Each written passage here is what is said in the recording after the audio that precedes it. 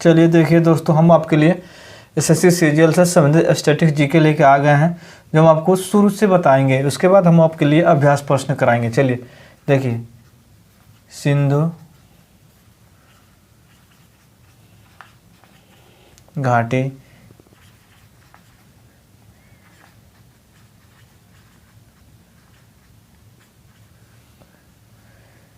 सिंधु घाटी सभ्यता के पतन के पश्चात सिंधु घाटी की सभ्यता के पतन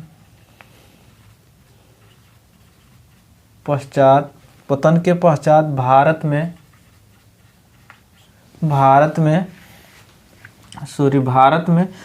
भिन्न भिन्न भागों में संस्कृतियों का उदय हुआ। भिन्न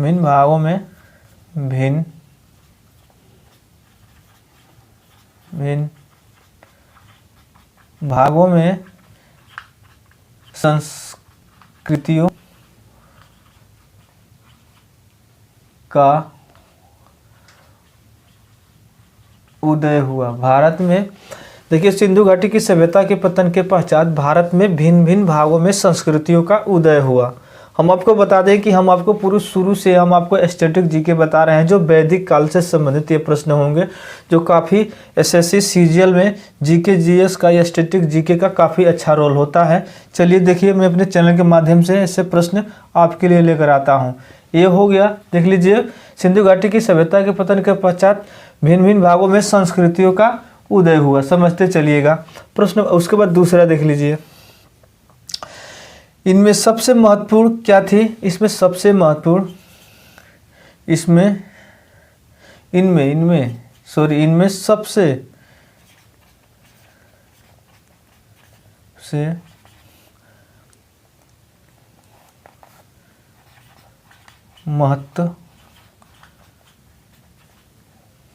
इनमें सबसे महत्वपूर्ण था आर्य समाज, आर्य सभ्यता। समझ लीजिए, आर्य सभ्यता ये आपका हो गया। देख लीजिए, इसमें सबसे महत्वपूर्ण था आर्य सभ्यता। उसके बाद देख लीजिए, तीसरा देखिए, हम आपको तोड़ कर बता रहे हैं, जो आपके समझने में काफ़ी आसान होगा। उसके बाद इस सभ्यता की जानकारी मुख्य वैदिक काल साहित्य से होती है। जो आर्य सभ्यता होती है, इस सभ्यता देख लीजिए, इस सभ्यता की मुख्य जानकारी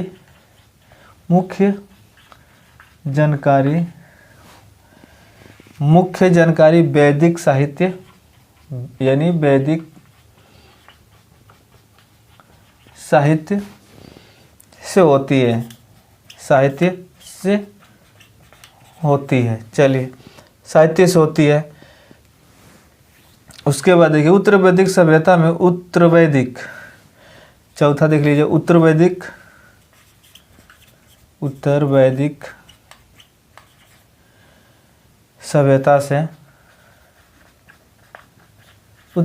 सभ्यता से हम आपको बता दें, चित्र धूसर मृत्यु भांड जो होता है, वो लौह प्रयुक्ता संस्कृतियों का इसी से आभास होता है। जो देख लीजिए चित्र, देखिए आपको हम बता दे रहे हैं। उसके बाद हम आपको प्रश्न पर ले चलेंगे।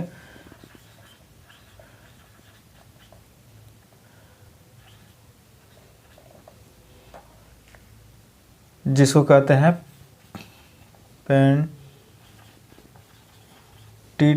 पेंटेड ग्रेव वार।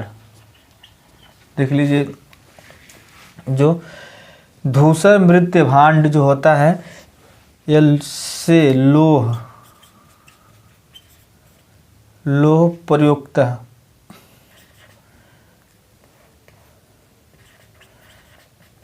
प्रयुक्ता की संस्कृतियों का आभास होता है। संस्कृतियों का आभास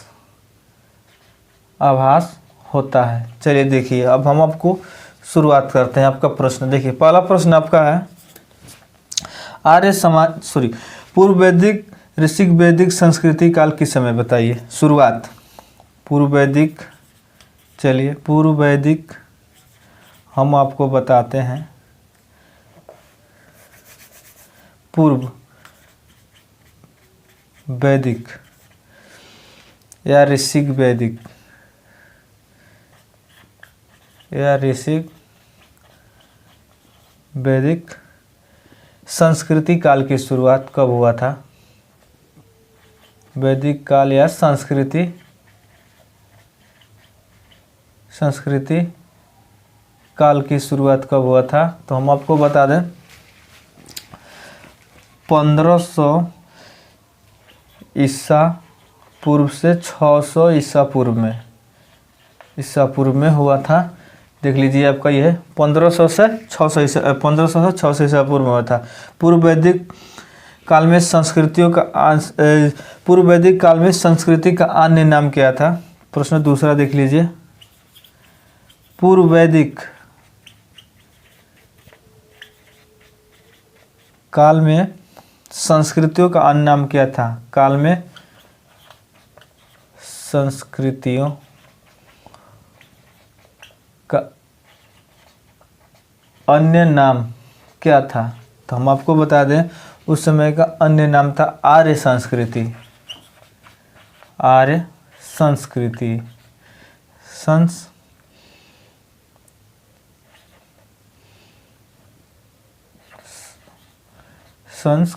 आर्य संस्कृति। प्रश्न दूसरा हो गया आपका।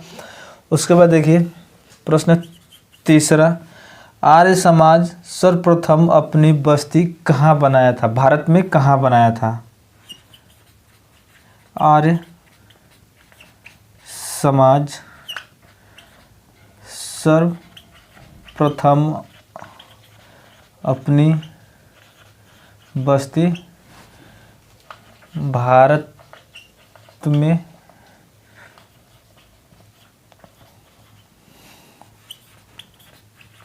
और बनाया था। तो हम आपको बता दें ये पंजाब में बनाया था, पंजाब में। उसके बाद प्रश्न 5 चौथा देख लीजिए। आर्य की भाषा क्या थी? आर्यों की भाषा क्या थी? तो हम आपको बता दें, आप लोग जानते ही होंगे संस्कृत थी।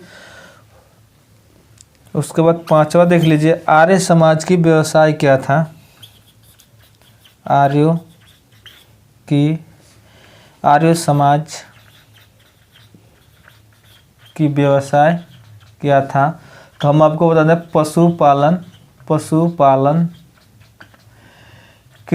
पशुपालन और कृषि करना। प्रश्न 6वां देख लीजिए, आर्य द्वारा सबसे पहले खोजी गई धातु कौन थी? आर्य द्वारा सबसे पहले खोजी गई धातु कौन थी? सबसे पहले खोजी गई धातु कौन थी? तो हम आपको बता दें लोहा जो था वो सबसे पहले आर्य समाज द्वारा खोजा गया था, जो 1000 ईसा पूर्व में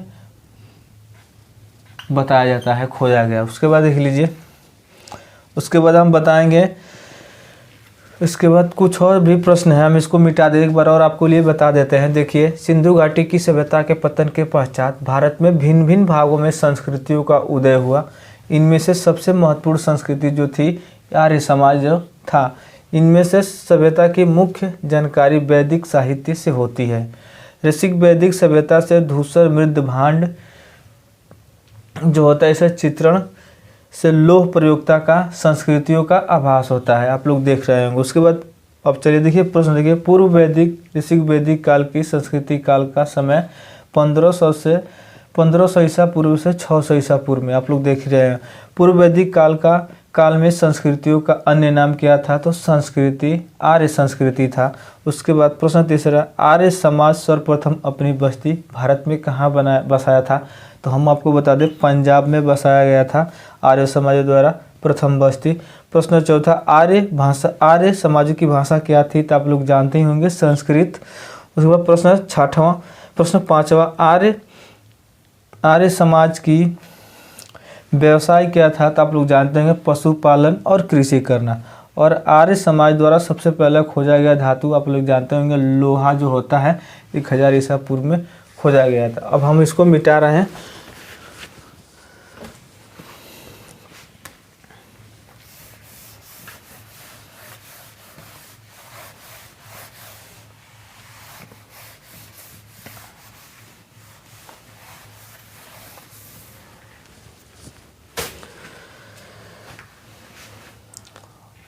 अब हम आपको बता दें कुछ और प्रश्न है जो आपको जानना बहुत ही ज़रूरी है, जो काफ़ी यहाँ से पूछे जाते हैं। चलिए देखिए, आर्य समाज के बारे में कुछ बताएंगे, उनके देश और उनके मत से संबंधित बताएंगे कि इनको कहाँ कहाँ मत द्वारा बताया गया था कि कहाँ कहाँ पाए जाते थे। चलिए देखिए, मध्य एशिया बैक्टीरियम, मध्य एशिया, प्रश्न पहला है आपका मध्य एशिया, मध्य एशिया यानी बैक्टीरिया, बैक्टीरिया यहाँ बताया था, किसने बताया था, प्रोपाइटर मैक्स मूलर ने, मैक्स मूलर ये बताए थे ये कि मध्य एशिया में पाए जाते हैं जो होते हैं आर्य समाज वाले। उसके बाद बता दें उत्तर ध्रुवीय प्रदेश में, प्रश्न दूसरा, उत्तर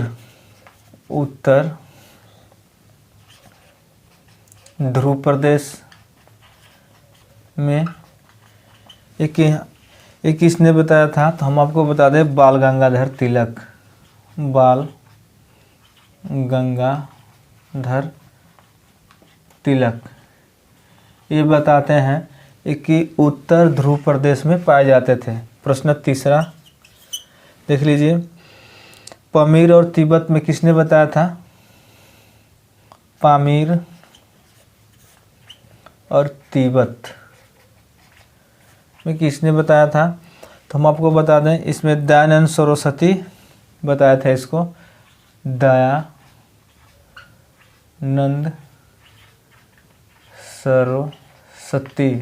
सरस्वती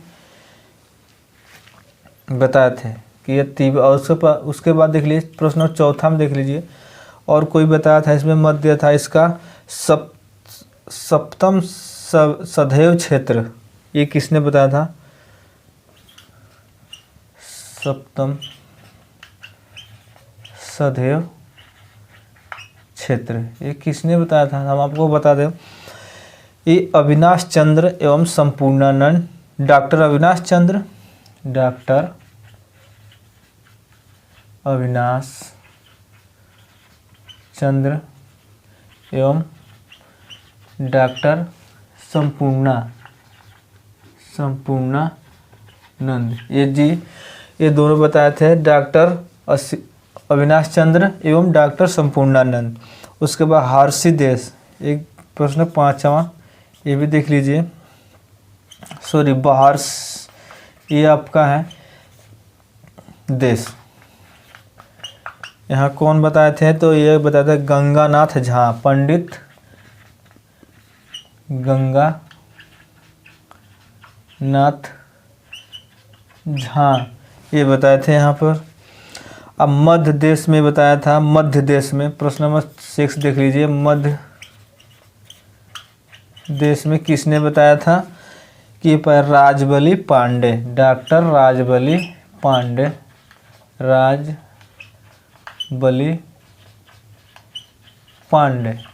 ये बताए थे, डॉक्टर राजबली पांडे एक यहाँ पाया जाता है। उसके बाद देखिए ये तो हो गया आपका कहाँ कहाँ पाए जाते थे, किसका किसका मत। उसके बाद देखिए हम आपको बता दें इसके आर्य वैदिक काल की राजनीतिक व्यवसाय को हम बता दें, इसके बारे में भी आपको बता दें। वैदिक देख लीजिए, वैदिक कालीन की राजनीतिक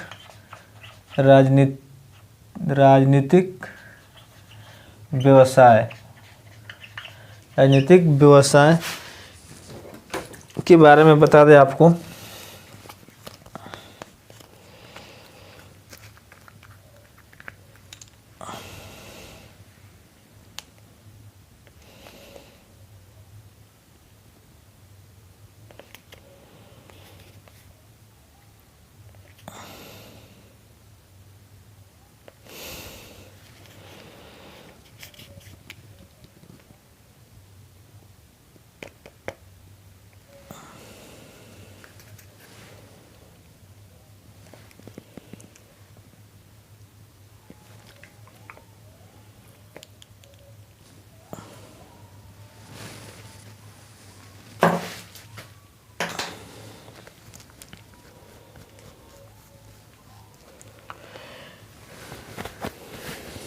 चलिए देखते हैं, और हम बता दें आपको व्यवसाय की और अनैतिक व्यवसाय की बता देते हैं।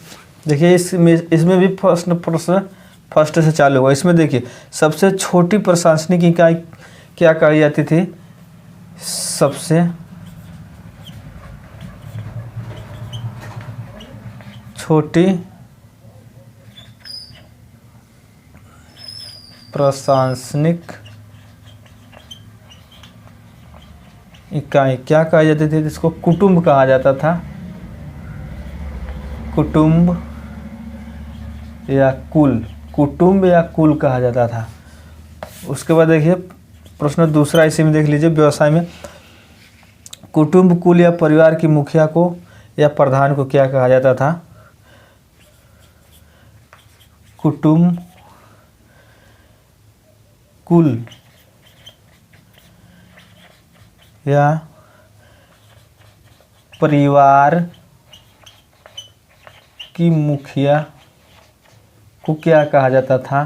तो हम आपको बता दें इसको कुलप कहा जाता था उस समय, वैदिक काल में कुलप भी प्रश्न पूछा जा सकता है, कुलप कहा जाता था।